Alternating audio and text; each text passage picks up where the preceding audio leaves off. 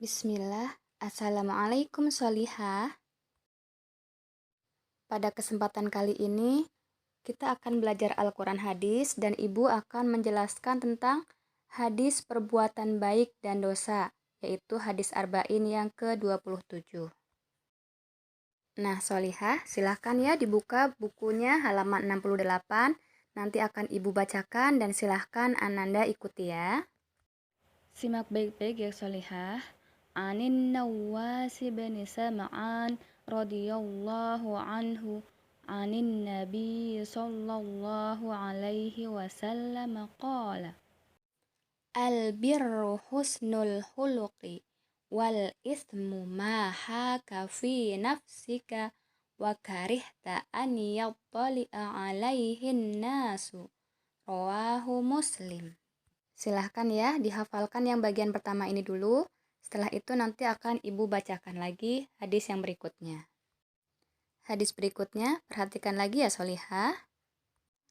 Wa an Wabisata bin Ma'bad radhiyallahu anhu qala ataitu Rasulullah sallallahu alaihi wasallam faqala ji'ta tas'alu 'anil birri qultu na'am qala istafti qalbak al-birru matma'annat ilaihin nafsu wa tama'anna ilaihil qalbu wal ithmu ma haka fin nafsi wa taraddada fis sadri wa in aftakan nasu wa aftauka.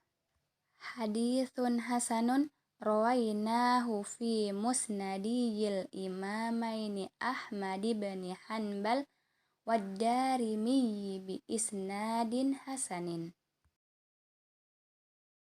Artinya, dari An-Nawas bin Sam'an radhiyallahu anhu dari Nabi sallallahu alaihi wasallam, beliau bersabda, kebajikan itu adalah keluhuran akhlak, sedangkan dosa adalah apa-apa yang dirimu merasa ragu-ragu dan kamu tidak suka jika orang lain mengetahuinya.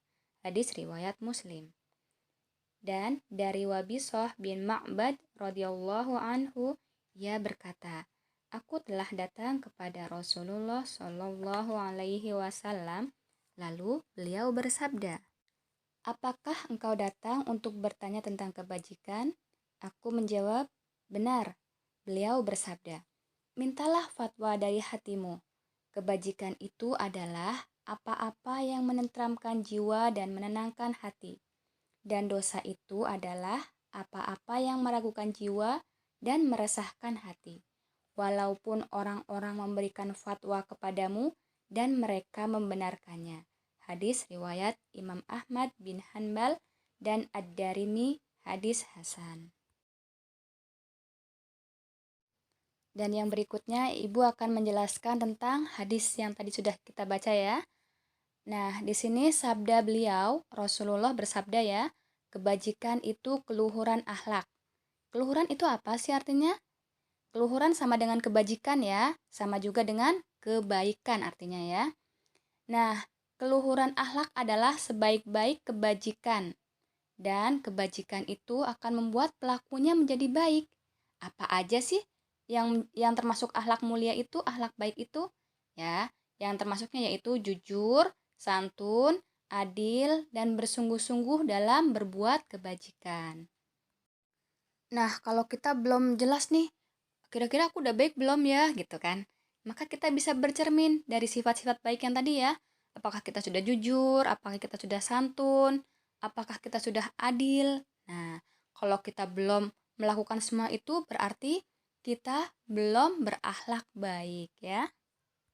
Dalam hadis ini juga Nabi bersabda ya, dosa adalah apa-apa yang dirimu merasa ragu-ragu dan kamu tidak suka jika orang lain mengetahuinya. Benar kan? Kalau kita melakukan perbuatan dosa, biarpun itu kecil, pasti akan menimbulkan rasa takut, rasa ragu, tidak tenang, iya kan?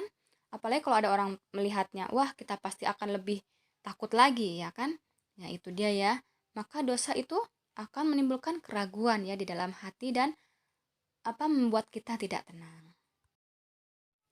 Yang terakhir ya, pelajaran yang bisa kita ambil dari hadis ke-27 ini yang pertama yaitu perintah untuk berakhlak mulia. Yang kedua, seorang muslim tidak patut melaksanakan sesuatu yang hatinya tidak merasa tenang melakukannya. Yang ketiga, tanda perbuatan dosa adalah timbulnya keraguan-raguan dalam jiwa dan tidak suka kalau hal itu diketahui orang lain. Yang keempat, siapa yang ingin melakukan suatu perbuatan, maka hendaklah dia menanyakan hal tersebut pada dirinya. Yang kelima, hati seorang mukmin akan tenang dengan perbuatan yang baik dan gelisah dengan perbuatan dosa dan maksiat. Demikian ya Solehah penjelasan dari Ibu, dan jangan lupa hadisnya dihafalkan ya. Kita tutup dengan kafaratul majelis. Subhanaka Allahumma wa bihamdika asyhadu an la ilaha illa anta astaghfiruka wa atubu ilaik. Assalamualaikum warahmatullahi wabarakatuh.